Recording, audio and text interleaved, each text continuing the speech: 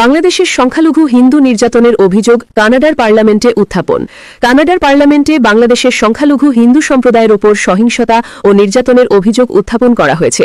দেশটির প্রধান বিরোধী দল কনজারভেটিভ পার্টির এমপি মেলিসা ল্যান্ডসম্যান এই অভিযোগ তুলে পরিস্থিতিকে গভীরভাবে উদ্বেগজনক বলে মন্তব্য করেছেন। একই সঙ্গে তিনি বাংলাদেশের সংখ্যালঘুদের নিরাপত্তা নিশ্চিত করতে কানাডা সরকারের পক্ষ থেকে স্পষ্ট ও কার্যকর অবস্থান নেওয়ার আহ্বান জানান। সম্প্রতি পার্লামেন্টে দেওয়া এক বক্তব্যে এমপি মেলিসা ল্যান্ডসম্যান বলেন, বাংলাদেশের বর্তমান আইন শৃঙ্খলা পরিস্থিতির অবনতির সুযোগ নিয়ে সংখ্যালঘু হিন্দুদের লক্ষ্য করে হামলা, ভয়ভীতি প্রদর্শন এবং ধর্মীয় স্থাপনায় ভাঙচুরের ঘটনা বাড়ছে। তিনি দাবি করেন, এসব ঘটনা কেবল বিচ্ছিন্ন নয়, বরং একটি বড় সামাজিক অস্থিরতার ইঙ্গিত বহন করছে। এমপি ল্যান্ডসম্যান তার বক্তব্যে উল্লেখ করেন, যুবনেতা শরীফ ওসমান হাদি নিহত হওয়ার ঘটনার পর বাংলাদেশে চরমপন্থী অস্থিরতা আরও তীব্র আকার ধারণ করেছে। সেই অস্থিরতার সুযোগ নিয়ে উগ্র গোষ্ঠী সংখ্যালঘু হিন্দুদের টার্গেট করে হামলা চালাচ্ছে বলে অভিযোগ করেন তিনি। তার ভাষায়, পরিস্থিতি এমন এক পর্যায়ে পৌঁছেছে যেখানে সংখ্যালঘু সম্প্রদায় নিজেদের নিরাপত্তা নিয়ে চরম অনিশ্চয়তায় ভুগছে। তিনি আরও বলেন, কিছু অঞ্চলে হিন্দু সম্প্রদায়ের বাড়িঘর ভাঙচুর করা হয়েছে এবং মন্দিরে হামলার অভিযোগ পাওয়া যাচ্ছে। একই সঙ্গে ভয়ভীতি প্রদর্শনের মাধ্যমে সংখ্যালঘুদের এলাকা ছাড়তে বাধ্য করার ঘটনাও ঘটছে বলে দাবি করেন তিনি। এমপি ল্যান্ডসম্যানের মতে, এসব ঘটনা বাংলাদেশের সাম্প্রতিক ইতিহাসে ধর্মীয় সহিংসতার একটি ভয়াবহ অধ্যায় হিসেবে চিহ্নিত হতে পারে। কানাডার এই এমপি অভিযোগ করেন, ভারতপন্থী হিসেবে বিবেচিত কিছু সম্প্রদায়ের ওপর উগ্র জনতা চরমপন্থী স্লোগান দিয়ে আক্রমণ চালাচ্ছে। তার মতে, রাজনৈতিক বিভাজন এবং চরমপন্থী চিন্তাধারার বিস্তার সংখ্যালঘুদের জন্য মারাত্মক ঝুঁকি তৈরি করছে। মেলিসা ল্যান্ডসম্যান বলেন, বাংলাদেশের আইন শৃঙ্খলা পরিস্থিতির দ্রুত অবনতি সংখ্যালঘু জনগোষ্ঠীর জন্য একটি বড় হুমকি হয়ে দাঁড়িয়েছে। তিনি মন্তব্য করেন, সাম্প্রতিক বছরগুলোর মধ্যে বাংলাদেশ হয়তো ধর্মীয় সহিংসতার সবচেয়ে কঠিন সময়ের মধ্য দিয়ে যাচ্ছে। এই অবস্থায় আন্তর্জাতিক সম্প্রদায়ের নীরবতা পরিস্থিতিকে আরও জটিল করে তুলতে পারে বলেও সতর্ক করেন তিনি। এমপি ল্যান্ডসম্যানের মতে, মানবাধিকার ও ধর্মীয় স্বাধীনতার প্রশ্নে কানাডা সবসময় নৈতিক অবস্থান নিয়ে থাকে। তাই বাংলাদেশে ধর্মীয় সহিংসতা ও সংখ্যালঘু নির্যাতনের বিষয়ে কানাডা নীরব থাকতে পারে না বলে তিনি স্পষ্টভাবে উল্লেখ করেন। তিনি বলেন, এই সংকটে কানাডা সরকারের উচিত কূটনৈতিকভাবে বাংলাদেশ সরকারের সঙ্গে কথা বলা এবং সংখ্যালঘুদের নিরাপত্তা নিশ্চিত করার বিষয়ে দৃশ্যমান উদ্যোগ নেওয়া। তিনি আরও বলেন, শুধু বক্তব্য নয়, বরং কার্যকর কূটনৈতিক পদক্ষেপই পারে পরিস্থিতির উন্নতি ঘটাতে। একই সঙ্গে আন্তর্জাতিক মানবাধিকার সংস্থাগুলোর সক্রিয় ভূমিকার কথাও তুলে ধরেন তিনি। এদিকে ভারতের পক্ষ থেকেও বাংলাদেশের সংখ্যালঘু হিন্দুদের নিরাপত্তা নিয়ে উদ্বেগ প্রকাশ করা হয়েছে। ভারতীয় কর্মকর্তারা বিষয়টি নিবিড়ভাবে পর্যবেক্ষণ করছেন বলে বিভিন্ন মাধ্যমে জানানো হয়েছে। এতে করে বাংলাদেশকে ঘিরে আন্তর্জাতিক পর্যায়ে বিষয়টি আরও আলোচনায় আসছে। বিশ্লেষকদের মতে, একটি দেশের অভ্যন্তরীণ পরিস্থিতি যখন আন্তর্জাতিক পার্লামেন্টে আলোচনার বিষয় হয়ে ওঠে, তখন তা কূটনৈতিকভাবে গুরুত্বপূর্ণ বার্তা বহন করে। বাংলাদেশ সরকার এই অভিযোগগুলোর জবাবে কী ধরনের কূটনৈতিক ও বাস্তব পদক্ষেপ নিতে পারে বলে আপনি মনে করেন, সেটাই এখন আন্তর্জাতিক মহলের দৃষ্টি আকর্ষণ করছে।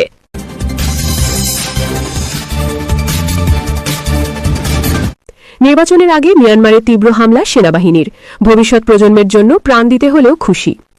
মিয়ানমারে কয়েকদিন পরই জাতীয় নির্বাচন। দেশটির জান্তা সরকারের তফসিল অনুযায়ী 28 ডিসেম্বর নির্বাচন অনুষ্ঠিত হবে। এই নির্বাচন ঘিরে নানা বিতর্ক ও সমালোচনার মধ্যেই দেশটির বিদ্রোহী নিয়ন্ত্রিত বিভিন্ন এলাকায় তীব্র বিমান হামলা চালিয়ে যাচ্ছে মিয়ানমারের সামরিক বাহিনী। এতে চরম দুর্দশায় রয়েছেন ওইসব এলাকার মানুষ। যেমন বলা চলে লাংজাকিমের কথাই। গত মাসের শেষের দিকে এক রাতে চীন রাজ্যে তার গ্রামের ওপর দিয়ে উড়ে যায় যুদ্ধবিমান। কাছেই ধোঁয়া উঠতে দেখা যাচ্ছিল। হাতের কাছে যা কিছু ছিল তা নিয়েই পালিয়ে যান তিনি। গত কয়েক সপ্তাহে জান্তার হামলার মুখে কিমের মতোই বিদ্রোহী নিয়ন্ত্রিত এলাকাগুলো থেকে পালিয়েছেন হাজার হাজার বেসামরিক মানুষ। বিদ্রোহী গোষ্ঠীগুলোর তথ্য অনুযায়ী গত সপ্তাহে বাংলাদেশ সংলগ্ন মিয়ানমারের রাখাইন রাজ্যে হামলা চালিয়ে অন্তত 30 জনকে হত্যা করেছে জান্তা বাহিনী। এছাড়া গত সেপ্টেম্বরের মাঝামাঝি সময় থেকে চীন রাজ্যে অন্তত 3টি স্কুল ও 6টি চার্চে হামলা চালানো হয়েছে। এতে 6 শিশুসহ 12 জন নিহত হয়েছেন। এইসব বিষয় নিয়ে বিবিসির কাছে কোনো মন্তব্য করেনি জান্তা সরকার। চীন রাজ্যের অনেকেই বলছেন, জান্তা বাহিনী এখন যে হামলা চালাচ্ছে তা 3 বছরের মধ্যে সবচেয়ে ভয়াবহ। মিয়ানমারে জান্তার সঙ্গে বিদ্রোহীদের এই সংঘাতের শুরু 2021 সালে অং সান সুচি সরকারের পতনের পর।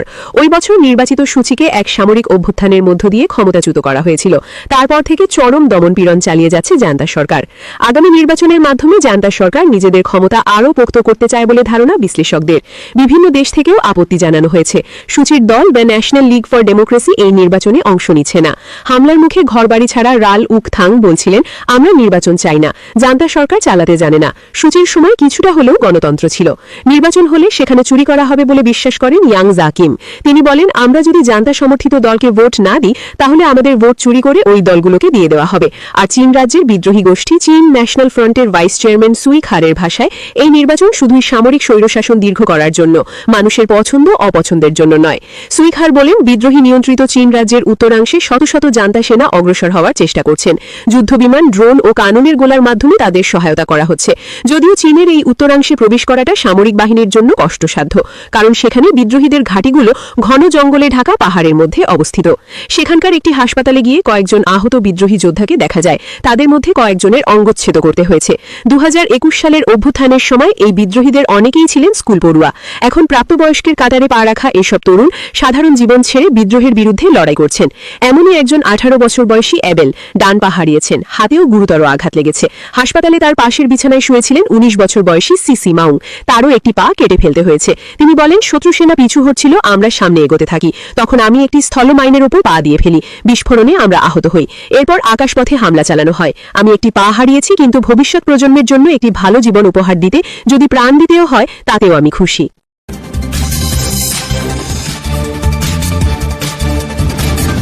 বাংলায় হাত দিলে দিল্লি কেড়ে নেব, বললেন মমতা।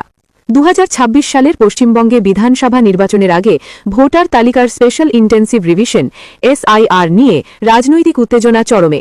এর মধ্যে সোমবার 22শে ডিসেম্বর কলকাতার নেতাজি ইন্ডোর স্টেডিয়ামে তৃণমূলের কর্মী সভা থেকে হুঙ্কার ছুড়লেন মুখ্যমন্ত্রী মমতা বন্দ্যোপাধ্যায়।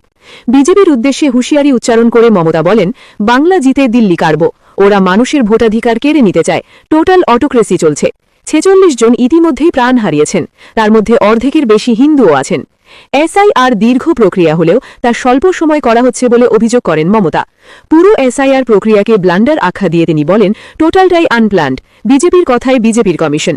বিজেপি, তুমি আমাদের সঙ্গে কোনো কিছু খেলেই কিছু করতে পারবে না। তুমি সব এজেন্সিকে দালাল বানিয়েছ। বিজেপির দাবি আরও নাকি 1.5 থেকে 2 কোটি নাম বাদ দিতে হবে। বিজেপিকে চ্যালেঞ্জ জানিয়ে মমতা বলেন, বাংলায় আপনারা লড়াই করুন, বাংলায় লড়াই করলে ওর দিল্লি কেড়ে নেব। চাইলে আমার গলাটাও কেটে দিতে পারেন, কিন্তু আমি মানুষের কথাই বলবো। এদিকে SIR এর মাধ্যমে ভোটার তালিকা সংশোধন করলেও ভোট বাক্সে এর কোনো প্রভাব পড়বে না বলে সদর্থে ঘোষণা করেন মমতা। তার অভিযোগ, নির্বাচন কমিশন প্রতিদিন নির্দেশ পরিবর্তন করছে। এ পর্যন্ত অন্তত 22 থেকে 24 বার নির্দেশ বদলেছে। এর ফলে বৈধ ভোটারদের হয়রানির মুখে পড়তে হচ্ছে।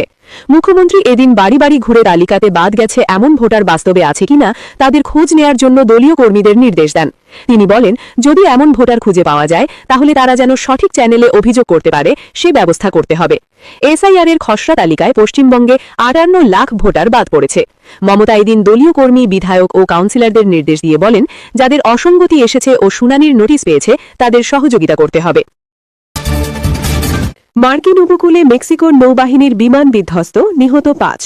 মেক্সিকোর নৌবাহিনীর একটি বিমান চিকিৎসা সেবা স্থানান্তর মিশন পরিচালনার সময় যুক্তরাষ্ট্রের টেক্সাস অঙ্গরাজ্যের উপকূলবর্তী জলসীমায় বিধ্বস্ত হয়ে কমপক্ষে 5 জন নিহত হয়েছেন। বিমানটিতে মোট 8 যাত্রী ছিল। সোমবার 22 ডিসেম্বর দেশটির নৌবাহিনী এ তথ্য জানিয়েছে। খবর আল জাজিরার। মেক্সিকান নৌবাহিনী সচিবালয় এক বিবৃতিতে জানিয়েছে, মানবিক সহায়তা মিশনে নিয়োজিত ওই বিমানটিতে 8 জন আরোহী ছিলেন। 4 জনকে জীবিত উদ্ধার করা হয়েছে এবং 5 জন নিহত হয়েছেন। টেক্সাসের গ্যালভেস্টনের কাছে পৌঁছানোর সময় এই বিমানটি দুর্ঘটনার শিকার হয়। বিশেষায়িত চিকিৎসা পরিবহন মিশনটি গুরুতর দগ্ধ শিশুর যত্নে নিয়োজিত একটি মেক্সিকান ফাউন্ডেশনের সঙ্গে সমন্বয় করে পরিচালিত হয়। ফ্লাইট ট্র্যাকিং ওয়েবসাইট ফ্লাইট রাডারের তথ্য অনুযায়ী বিমানটি মেক্সিকোর ইউকাটান অঙ্গরাজ্যের মেরিদা থেকে উড্ডয়ন করেছিল।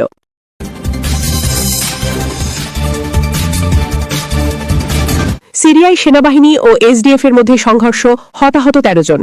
সিরিয়ার আলেপ্পো শহরে সিরীয় সেনাবাহিনী ও কুর্দি নেতৃত্বাধীন সিরিয়ান ডেমোক্রেটিক ফোর্সেসের মধ্যে সংঘর্ষে অন্তত 2 জন নিহত হয়েছেন। এই ঘটনায় আহত হয়েছেন 11 জন। সোমবার 22 ডিসেম্বর সেইখান ও লায়ারমুন গোলচত্বর এলাকায় এই সংঘর্ষ হয় বলে আল জাজিরাকে জানিয়েছে এক মেডিকেল সূত্র। সিরিয়ার রাষ্ট্রীয় বার্তা সংস্থা সানা জানায়, সংঘর্ষের সময় গোলাগুলির মধ্যে বহু পরিবার ও স্থানীয় শ্রমিক এলাকা ছেড়ে পালিয়ে যায়। আল জাজিরার দামেস্ক প্রতিনিধি আইমান ওঘান্না জানান, সংঘর্ষের সময় ভারী মেশিনগান ও মর্টার শেলের ব্যবহার হয়েছে এবং অনেক পরিবার বাস্তুচ্যুত হয়েছে। সিরিয়ান সিভিল ডিফেন্সের মতে এসডিএফ এর গুলিতে তাদের 2 জন উদ্ধারকর্মী আহত হন। পাশাপাশি সেইখান গোলচত্বরে এসডিএফ এর গুলিতে আহত হয়েছেন 2 শিশুও। এসডিএফকে বিশ্বাসঘাতক বলে উল্লেখ করে সিরিয়ার স্বরাষ্ট্র মন্ত্রণালয় বলেছে, সিরিয়ার 2 জন নিরাপত্তা সদস্য আহত হয়েছেন, যাদের মধ্যে একজন সেনা সদস্য। বিবৃতিতে বলা হয়, আলেপুর শেখ মাকসুদ ও আশরাফিয়া এলাকায় মোতায়েনকৃত যৌথ চেকপোস্টে দায়িত্ব পালনরত অভ্যন্তরীণ নিরাপত্তা বলির উপর হামলা চালায় এসডিএফ বাহিনী। তবে এসডিএফ বেসামরিক এলাকায় হামলার অভিযোগ অস্বীকার করে সরকারের সঙ্গে সংশ্লিষ্ট গোষ্ঠীগুলোকেই দায়ী করেছে। ঘণ্টাব্যাপী সংঘর্ষের পর সোমবার গভীর রাতে উভয় পক্ষ গোলাবর্ষণ বন্ধে সম্মত হয়।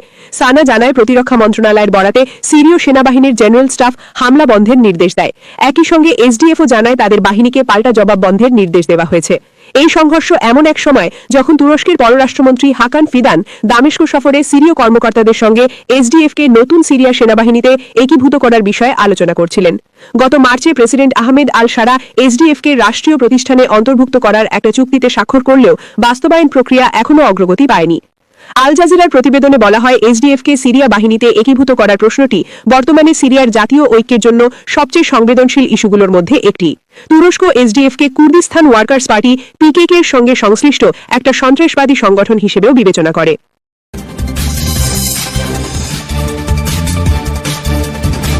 মঙ্গোলিয়া সীমান্তে শতাধিক ব্যালিস্টিক ক্ষেপণাস্ত্র মোতায়েন করেছে চীন। চীনের সামরিক সক্ষমতা ও পারমাণবিক অস্ত্রভাণ্ডার দ্রুত সম্প্রসারণ নিয়ে আন্তর্জাতিক অঙ্গনে নতুন করে উদ্বেগ তৈরি হয়েছে। যুক্তরাষ্ট্রের প্রতিরক্ষা দপ্তর পেন্টাগনের এক খসড়া প্রতিবেদনে উঠে এসেছে চাঞ্চল্যকর তথ্য। মঙ্গোলিয়া সীমান্ত সংলগ্ন এলাকায় শতাধিক আন্তঃমহাদেশীয় ব্যালিস্টিক ক্ষেপণাস্ত্র মোতায়েন করেছে চীন। রয়টার্সের প্রতিবেদনে বলা হয়েছে, পেন্টাগনের এই খসড়া মূল্যায়নে দাবি করা হয়েছে, চীন 3টি পৃথক সাইলো ফিল্ডে 100টিরও বেশি আইসিবিএম মোতায়েন করেছে বলে ধারণা করা হচ্ছে। সাধারণত এই সাইলো ফিল্ডগুলো বাইরে থেকে কৃষি বা শিল্প স্থাপনার মতো দেখালেও বাস্তবে এগুলো ভূগর্ভস্থ ক্ষেপণাস্ত্র সংরক্ষণ ও উৎক্ষেপণ কেন্দ্র হিসেবে ব্যবহৃত হয়ে থাকে। প্রতিবেদন অনুযায়ী চীন বর্তমানে বিশ্বের অন্য যে কোনো পারমাণবিক শক্তিধর দেশের তুলনায় দ্রুত গতিতে তার পারমাণবিক অস্ত্রভাণ্ডার সম্প্রসারণ ও আধুনিকায়ন করছে। এই প্রবণতাকে যুক্তরাষ্ট্র বৈশ্বিক নিরাপত্তার জন্য একটি বড় চ্যালেঞ্জ হিসেবে দেখছে। তবে বেইজিং এই ধরনের প্রতিবেদনকে প্রত্যাখ্যান করে বলেছে, এগুলো চীনকে কলঙ্কিত করা এবং আন্তর্জাতিক সম্প্রদায়কে বিভ্রান্ত করার অপচেষ্টা। পেন্টাগনের প্রতিবেদনে বিশেষভাবে উল্লেখ করা হয়েছে, মঙ্গোলিয়া সীমান্ত সংলগ্ন এই সাইলো ফিল্ডগুলোতে সলিড ফুয়েল DF-31 মডেলের আইসিবিএম মোতায়েন করা হয়েছে বলে ধারণা করা হচ্ছে। এর আগে যুক্তরাষ্ট্র এসব সাইলো ফিল্ডের অস্তিত্বের কথা স্বীকার করলেও সেখানে ঠিক কতগুলো ক্ষেপণাস্ত্র রয়েছে সে বিষয়ে এবারই প্রথম নির্দিষ্ট সংখ্যা প্রকাশ করা হলো। তবে প্রতিবেদনে নতুন করে মোতায়েন করা এসব ক্ষেপণাস্ত্রের সম্ভাব্য লক্ষ্যবস্তু সম্পর্কে কোনো বিস্তারিত তথ্য দেওয়া হয়নি। বিশ্লেষকদের মতে এই অস্পষ্টতাই পরিস্থিতিকে আরও উদ্বেগজনক করে তুলছে। রয়টার্স জানায়, পেন্টাগনের হিসাব অনুযায়ী 2024 সালে চীনের পারমাণবিক ওয়ারহেডের সংখ্যা ছিল 600-এর কিছু বেশি। যদিও এটি আগের তুলনায় উৎপাদনের গতি কিছুটা কমার ইঙ্গিত দেয়, তবুও সামগ্রিকভাবে চীনের পারমাণবিক সম্প্রসারণ থেমে নেই।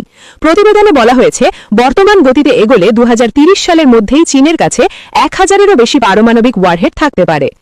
এদিকে গত মাসে মার্কিন প্রেসিডেন্ট ডোনাল্ড ট্রাম্প বলেছিলেন, তিনি চীন ও রাশিয়ার সঙ্গে নিরস্ত্রীকরণ নিয়ে একটি যৌথ পরিকল্পনায় কাজ করতে আগ্রহী। তবে পেন্টাগনের এই খসড়া প্রতিবেদনে স্পষ্টভাবে বলা হয়েছে, বেইজিংয়ের পক্ষ থেকে অস্ত্র নিয়ন্ত্রণ বা নিরস্ত্রীকরণ বিষয়ে কোনো আগ্রহের ইঙ্গিত পাওয়া যায়নি। প্রতিবেদনের ভাষায়, অস্ত্র নিয়ন্ত্রণ বা বিস্তৃত আলোচনায় চীনের আগ্রহ আমরা দেখতে পাচ্ছি না। চীন বরাবরই দাবি করে আসছে, তারা আত্মরক্ষামূলক পারমাণবিক কৌশল অনুসরণ করে এবং নো ফার্স্ট ইউজ নীতিতে বিশ্বাসী। তবে যুক্তরাষ্ট্র ও তার মিত্রদের মতে বাস্তব পরিস্থিতি এবং সামরিক প্রস্তুতির ধরন সেই দাবির সঙ্গে পুরোপুরি সামঞ্জস্যপূর্ণ নয়। পেন্টাগনের প্রতিবেদনে তাইওয়ান ইস্যুতেও উদ্বেগ প্রকাশ করা হয়েছে। এতে বলা হয়েছে, চীন 2027-এর শেষ নাগাদ তাইওয়ানকে কেন্দ্র করে একটি সম্ভাব্য সংঘাতে জয়ী হওয়ার সক্ষমতা অর্জনের লক্ষ্য নিয়ে এগোচ্ছে। সামরিক প্রস্তুতি ও ক্ষেপণাস্ত্র মোতায়েনের এই গতি সেই আশঙ্কাকে আরও জোরালো করছে বলে মনে করছেন বিশ্লেষকরা। সব মিলিয়ে মঙ্গোলিয়া সীমান্তে শতাধিক ব্যালিস্টিক ক্ষেপণাস্ত্র মোতায়েনের তথ্য এশিয়া প্রশান্ত মহাসাগরীয় অঞ্চলের নিরাপত্তা পরিস্থিতিকে নতুন করে আলোচনার কেন্দ্রে নিয়ে এসেছে। চীনের এই দ্রুত পারমাণবিক সম্প্রসারণ কি ভবিষ্যতে এশিয়া ও বিশ্ব নিরাপত্তার জন্য নতুন কোনো বড় সংঘাতের ইঙ্গিত দিচ্ছে বলে আপনি মনে করেন? তথ্যসূত্র রয়টার্স।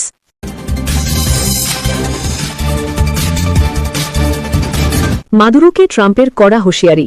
ভেনিজুয়েলার পাশে চীন ও রাশিয়া, লাতিন আমেরিকায় কি নতুন সংঘাতের ইঙ্গিত? মার্কিন প্রেসিডেন্ট ডোনাল্ড ট্রাম্প ভেনিজুয়েলার প্রেসিডেন্ট নিকোলাস মাদুরোকে সরাসরি হুঁশিয়ারি দিয়ে বলেছেন, এখনই ক্ষমতা ছেড়ে দেওয়াই হবে তার জন্য সবচেয়ে বুদ্ধিমানের সিদ্ধান্ত। যুক্তরাষ্ট্রের চাপ আরও জোরালো করে ট্রাম্প স্পষ্ট ভাষায় জানিয়েছেন, মাদুরো যদি পরিস্থিতি সামাল দিতে শক্ত অবস্থান নিতে চান তাহলে সেটাই হতে পারে তার জীবনের সবচেয়ে বড় এবং শেষ ভুল। সোমবার 22 ডিসেম্বর ফ্লোরিডার মার-এ-লাগো রিসর্টে শীর্ষ জাতীয় নিরাপত্তা কর্মকর্তাদের সঙ্গে বৈঠক শেষে সাংবাদিকদের এসব কথা বলেন ট্রাম্প। তিনি দাবি করেন, ভেনিজুয়েলা দীর্ঘদিন ধরেই যুক্তরাষ্ট্রের নিষেধাজ্ঞা অমান্য করে অবৈধভাবে তেল রপ্তানি করে আসছে এবং সেই কর্মকাণ্ড বন্ধ করতেই ওয়াশিংটন কঠোর পদক্ষেপ নিতে বাধ্য হয়েছে। এই উত্তপ্ত পরিস্থিতির মধ্যেই মাদুরো সরকারের প্রতি পূর্ণ সমর্থনের ঘোষণা দিয়েছে রাশিয়া। একই সঙ্গে যুক্তরাষ্ট্রের পদক্ষেপের তীব্র নিন্দা জানিয়েছে চীন।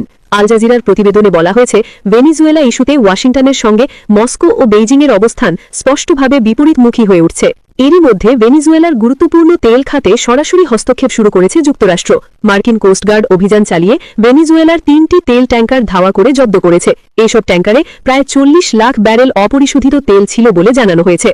ট্রাম্প জানিয়েছেন, জব্দ করা তেল ও জাহাজগুলো আর ভেনিজুয়েলাকে ফেরত দেওয়া হবে না। যুক্তরাষ্ট্র চাইলে এই তেল নিজেদের কৌশলগত জ্বালানি মজুদে ব্যবহার করতে পারে অথবা আন্তর্জাতিক বাজারে বিক্রি করে দিতে পারে। ট্রাম্পের ভাষায়, ভেনিজুয়েলা এই ট্যাঙ্কারগুলো ব্যবহার করে যুক্তরাষ্ট্রের আরোপিত অর্থনৈতিক নিষেধাজ্ঞা এড়ানোর চেষ্টা করছিল। এই ঘটনায় ক্ষুব্ধ প্রতিক্রিয়া জানিয়েছে ভেনিজুয়েলা সরকার। প্রেসিডেন্ট নিকোলাস মাদুরো এক ভাষণে ট্রাম্পের এই পদক্ষেপকে সরাসরি আন্তর্জাতিক জলদস্যুতা হিসেবে আখ্যা দেন। তিনি বলেন, যুক্তরাষ্ট্রের উচিত ভেনিজুয়েলা নিয়ে ষড়যন্ত্র না করে নিজেদের দেশের অর্থনৈতিক সংকট, সামাজিক অস্থিরতা এবং অভ্যন্তরীণ সমস্যাগুলোর দিকে মনোযোগ দেওয়া। ভেনিজুয়েলার পররাষ্ট্রমন্ত্রী ইভান গিল জাতিসংঘে পাঠানো এক চিঠিতে সতর্ক করেন, যুক্তরাষ্ট্রের এই অবরোধ শুধু ভেনিজুয়েলার জন্য নয়, বরং বৈশ্বিক তেল ও জ্বালানি বাজারের জন্য মারাত্মক অস্থিতিশীলতা তৈরি করতে পারে। তার মতে, এই ধরনের পদক্ষেপ বিশ্ব অর্থনীতিতে নতুন করে চাপ সৃষ্টি করবে। এই উত্তেজনার মধ্যেই রাশিয়ার পররাষ্ট্রমন্ত্রী সের্গেই ল্যাভরভ ভেনিজুয়েলার পররাষ্ট্রমন্ত্রীর সঙ্গে টেলিফোনে কথা বলেন। আল জাজিরার প্রতিবেদনে বলা হয়েছে, ফোনালাপে ল্যাভরভ যুক্তরাষ্ট্রের এই আচরণের তীব্র নিন্দা জানান এবং বলেন, ক্যারিবিয়ান সাগরে মার্কিন সামরিক তৎপরতা আন্তর্জাতিক নৌ চলাচলের জন্য একটি গুরুতর হুমকি। রাশিয়া আবারও মাদুরো সরকারের পাশে থাকার প্রতিশ্রুতি পুনর্ব্যক্ত করেছে। একই সুরে চীন ও যুক্তরাষ্ট্রের পদক্ষেপকে আন্তর্জাতিক আইনের চরম লঙ্ঘন বলে আখ্যা দিয়েছে। চীনের পররাষ্ট্র মন্ত্রণালয় জানিয়েছে, ভেনিজুয়েলার স্বাধীনভাবে উন্নয়ন করার এবং অন্য দেশের সঙ্গে ব্যবসা বাণিজ্য পরিচালনার পূর্ণ অধিকার রয়েছে। তবে রাশিয়া ও চীনের এই অবস্থানকে খুব একটা গুরুত্ব দিচ্ছেন না মার্কিন পররাষ্ট্রমন্ত্রী মার্কো রুবিও। তার মতে, ইউক্রেন যুদ্ধ নিয়ে রাশিয়া এতটাই ব্যস্ত যে ভেনিজুয়েলা ইস্যুতে তারা বাস্তবে শক্ত কোনো ভূমিকা রাখতে পারবে না। এই ক্রমবর্ধমান উত্তেজনা নিয়ে মঙ্গলবার 23 ডিসেম্বর জাতিসংঘের নিরাপত্তা পরিষদে আলোচনা হওয়ার কথা রয়েছে। যুক্তরাষ্ট্র ইতোমধ্যেই ঘোষণা দিয়েছে, মাদক বিরোধী অভিযানের অংশ হিসেবে তারা ক্যারিবিয়ান ও আশেপাশের অঞ্চলে সামরিক উপস্থিতি আরও জোরদার করবে। বিশ্লেষকদের মতে, এই সিদ্ধান্ত লাতিন আমেরিকার রাজনীতিতে নতুন করে অস্থিরতা সৃষ্টি করতে পারে এবং ভেনিজুয়েলা ইস্যু আবারও বৈশ্বিক শক্তিগুলোর মুখোমুখি অবস্থানকে আরও স্পষ্ট করে তুলছে। সূত্র, আল জাজিরা। ভেনিজুয়েলাকে ঘিরে যুক্তরাষ্ট্রের এই কঠোর পদক্ষেপ কি লাতিন আমেরিকায় নতুন কোনো বড় সংঘাতের পথে নিয়ে যাচ্ছে, নাকি এটি কেবল কূটনৈতিক চাপের কৌশল? আপনার মতামত কি?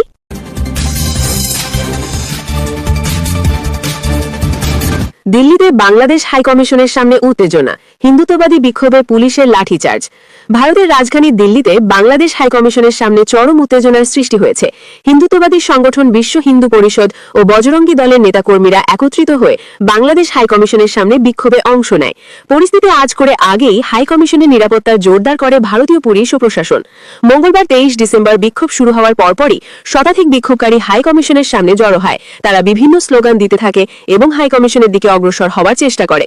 এনডিটিভির প্রতিবেদনে বলা হয়েছে, বিক্ষোভকারীরা পুলিশের স্থাপন করা ব্যারিকেড ভেঙে ভেতরে ঢোকার চেষ্টা করলে পরিস্থিতি দ্রুত নিয়ন্ত্রণের বাইরে চলে যায়। এ সময় পুলিশ বাধা দিতে গেলে বিক্ষোভকারীদের সঙ্গে ধাক্কাধাক্কি শুরু হয়। এক পর্যায়ে পরিস্থিতি সামাল দিতে পুলিশ লাঠিচার্জ করে বিক্ষোভকারীদের ছত্রভঙ্গ করে দেয়।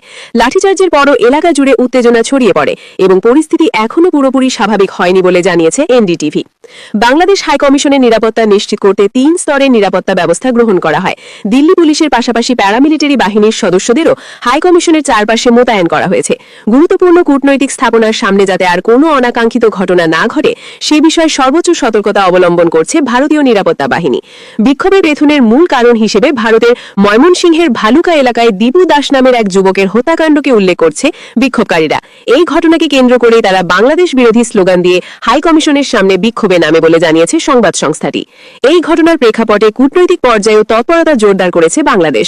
মঙ্গলবার সকাল 9:40 ভারতের হাই কমিশনার প্রণয় ভার্মাকে আবারও তলব করে বাংলাদেশের পররাষ্ট্র মন্ত্রণালয়। পররাষ্ট্র সচিব আশাদ আলম সিয়ামের দপ্তরে গিয়ে মাত্র 5 মিনিটের মধ্যে ফিরে যান প্রণয় ভার্মা। কূটনৈতিক সূত্রের বরাতে এনডিটিভি জানিয়েছে, দিল্লি, কলকাতা ও ভারতের অন্যান্য শহরে অবস্থিত বাংলাদেশি কূটনীতিক এবং মিশনগুলোর নিরাপত্তা নিয়ে ভারতের হাই কমিশনারের কাছে উদ্বেগ জানানো হয়েছে। এর আগেও গত 14 ডিসেম্বর প্রণয় ভার্মাকে তলব করেছিল বাংলাদেশ। সে সময় ভারতের ক্ষমতাচ্যুত প্রধানমন্ত্রী শেখ হাসিনার বক্তব্য নিয়ে বাংলাদেশের সরকারের উদ্বেগ তুলে ধরা হয়। পাশাপাশি বাংলাদেশে সংঘটিত কিছু হামলার সঙ্গে জড়িত ব্যক্তিরা ভারতে পালিয়ে গেছে বলে যে অভিযোগ রয়েছে, সে বিষয়ে ভারতের সহযোগিতাও চাওয়া হয়েছিল। বিশ্লেষকদের মতে, দিল্লিতে বাংলাদেশ হাই কমিশনের সামনে এই ধরনের বিক্ষোভ ও সহিংসতা দুই দেশের কূটনৈতিক সম্পর্কে নতুন করে চাপ সৃষ্টি করতে পারে। একই সঙ্গে কূটনৈতিক মিশনের নিরাপত্তা নিয়ে আন্তর্জাতিক অঙ্গনে প্রশ্ন উঠতে পারে। বর্তমানে হাই কমিশন এলাকা ঘিরে নিরাপত্তা আরও জোরদার করা হয়েছে এবং পরিস্থিতি নিবিড়ভাবে পর্যবেক্ষণ করছে ভারতীয় প্রশাসন। সূত্র এনডিটিভি। বাংলাদেশ হাই কমিশনের সামনে এই ধরনের বিক্ষোভ ও সহিংসতা কি বাংলাদেশ ভারত কূটনৈতিক সম্পর্কে নতুন কোনো টানাপোড়েন তৈরি করবে বলে আপনি মনে করেন?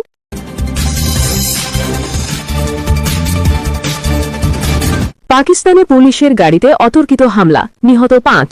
খাইবার পাখতুনখোয়ায় আবারও রক্তক্ষয়ী হামলা। পাকিস্তানের খাইবার পাখতুনখোয়া প্রদেশে আবারও নিরাপত্তা বাহিনীকে লক্ষ্য করে ভয়াবহ হামলার ঘটনা ঘটেছে। প্রদেশটির কারাক জেলার গুরগুরি এলাকায় পুলিশের একটি গাড়িতে অতর্কিত হামলায় অন্তত 5 জন পুলিশ সদস্য নিহত হয়েছেন। মঙ্গলবার 23 ডিসেম্বর এই হামলার ঘটনা ঘটে। খবর ডনের প্রতিবেদনে বলা হয়েছে, হামলার সময় পুলিশ সদস্যরা নিয়মিত দায়িত্ব পালন করছিলেন। হঠাৎ করে অজ্ঞাত হামলাকারীরা পুলিশের গাড়িটিকে লক্ষ্য করে আক্রমণ চালায়। এতে ঘটনাস্থলেই 5 জন পুলিশ সদস্য প্রাণ হারান। হামলার পর এলাকায় আতঙ্ক ছড়িয়ে পড়ে। জেলা পুলিশের মুখপাত্র সৈকত খান হামলা ও হতাহতের বিষয়টি নিশ্চিত করেছেন। তিনি জানান, ঘটনার পরপরই ওই এলাকায় পুলিশের বিশাল বহর মোতায়েন করা হয়েছে। জেলা পুলিশের ঊর্ধ্বতন কর্মকর্তারাও ঘটনাস্থলে উপস্থিত রয়েছেন। হামলাকারীদের শনাক্ত ও গ্রেফতারের জন্য নিরাপত্তা বাহিনী ব্যাপক অভিযান শুরু করেছে বলে জানান তিনি। তবে হামলার প্রকৃত ধরন এখনও নিশ্চিত করা যায়নি। এটি গুলিবর্ষণ নাকি বিস্ফোরণ ছিল, সে বিষয়ে বিস্তারিত তথ্য জানানো হয়নি। তবে জেলা পুলিশের মুখপাত্রের শেয়ার করা ছবিতে পুলিশের গাড়িটির পুড়ে যাওয়া অংশ স্পষ্টভাবে দেখা গেছে। এতে ধারণা করা হচ্ছে হামলায় আগুন বা বিস্ফোরক ব্যবহৃত হয়ে থাকতে পারে। ডন আরও জানিয়েছে, খাইবার পাখতুনখোয়া প্রদেশে সম্প্রতি পুলিশকে লক্ষ্য করে একের পর এক হামলার ঘটনা ঘটছে। কারাক জেলার এই হামলাটি সেই ধারাবাহিক সহিংসতারই সর্বশেষ উদাহরণ। গত সপ্তাহে একই প্রদেশের লাক্ষী মারওয়াত জেলায় বন্দুকধারীদের হামলায় পুলিশের এক কর্মকর্তা ও তার ভাই নিহত হন। এছাড়া চলতি মাসের শুরুতে ওই এলাকাতেই একটি আত্মঘাতী হামলায় একজন পুলিশ সদস্য নিহত হন এবং আরও 5 জন আহত হন। এর আগেও গত নভেম্বরে খাইবার পাখতুনখোয়ার হাঙ্গু জেলায় একটি পুলিশ চেকপোস্টে সন্ত্রাসী হামলার ঘটনা ঘটে। সেই হামলায় 3 জন পুলিশ সদস্য প্রাণ হারান। এসব ঘটনায় প্রদেশ জুড়ে নিরাপত্তা পরিস্থিতি নিয়ে নতুন করে উদ্বেগ তৈরি হয়েছে। বিশ্লেষকদের মতে, খাইবার পাখতুনখোয়ার বিভিন্ন এলাকায় পুলিশের উপর ধারাবাহিক হামলা দেশটির আইন শৃঙ্খলা পরিস্থিতির জন্য বড় ধরনের চ্যালেঞ্জ হয়ে উঠছে। বিশেষ করে সীমান্ত ঘেঁষা ও অস্থির অঞ্চলগুলোতে নিরাপত্তা বাহিনীর উপর হামলার মাত্রা বেড়ে যাওয়ায় সাধারণ মানুষের নিরাপত্তা নিয়েও প্রশ্ন উঠছে। বর্তমানে কারাক জেলার গুরগুরি এলাকায় নিরাপত্তা জোরদার করা হয়েছে। আশপাশের সড়কগুলোতে চেকপোস্ট বসানো হয়েছে এবং সন্দেহভাজনদের ধরতে অভিযান অব্যাহত রয়েছে। সূত্র ডন। খাইবার পাখতুনখোয়ায় পুলিশের ওপর একের পর এক হামলা কি পাকিস্তানের নিরাপত্তা পরিস্থিতিকে আরও অস্থিতিশীল করে তুলবে বলে আপনি মনে করেন?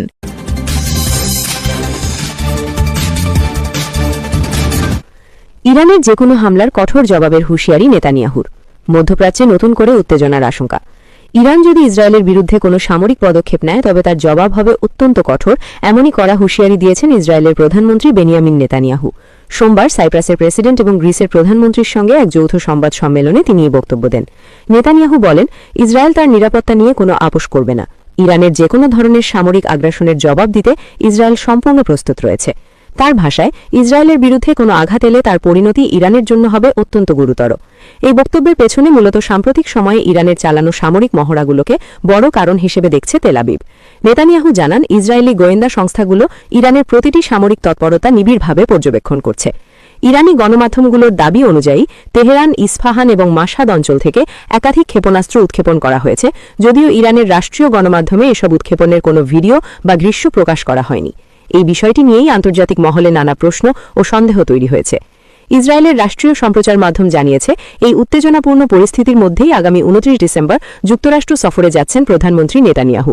ওয়াশিংটনে গিয়ে তিনি ইরান ইস্যুতে সম্ভাব্য সামরিক বিকল্পগুলো মার্কিন প্রেসিডেন্ট ডোনাল্ড ট্রাম্পের সামনে তুলে ধরবেন। প্রতিবেদনে বলা হয়েছে, এই বৈঠকে নেতানিয়াহু ইরানের ব্যালিস্টিক ক্ষেপণাস্ত্র কর্মসূচি নিয়ে সর্বশেষ গোয়েন্দা তথ্য যুক্তরাষ্ট্রের সঙ্গে শেয়ার করবেন।